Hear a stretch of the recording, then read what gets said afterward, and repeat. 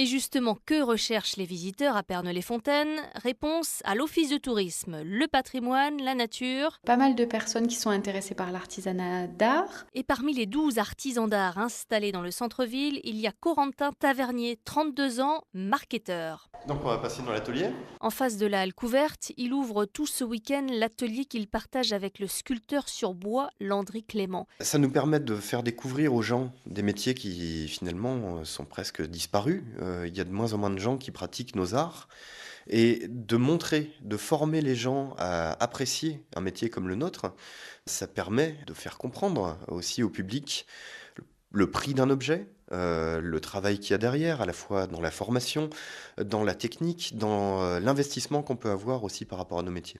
Justement, c'est quoi fabriquer de la marqueterie? La marqueterie, c'est l'art de faire des motifs de décoration avec des feuilles de plaquage. Donc, ce sont des bois qui ont été tranchés à 6 dixièmes ou 9 dixièmes de millimètre d'épaisseur.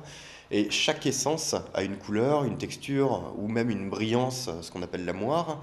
Et je sélectionne parmi tous ces bois des morceaux que je vais découper précisément pour pouvoir faire des motifs de décoration. Un métier de passion, de patience, de précision. C'est tout à fait délicat. La lame fait un petit peu moins d'un dixième de millimètre.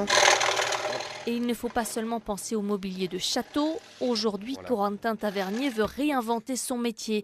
À côté de ces scies, de ces plaquages, ses dernières réalisations, tiens, ce tableau de multiples couleurs qui représente un hibou, cette cave à cigares à grosses fleurs.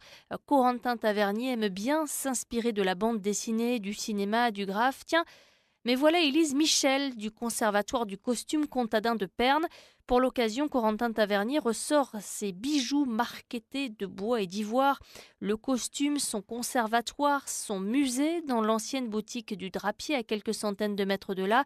Un autre aspect du patrimoine pernois et avec la marqueterie, l'alliance de deux patrimoines. Nous avions fait une exposition assez fabuleuse sur les robes noires. Donc en fait, on m'a demandé, le musée du costume m'a demandé de faire une collection de bijoux d'inspiration années 30 et Art Nouveau pour embellir des robes qui étaient déjà très très belles.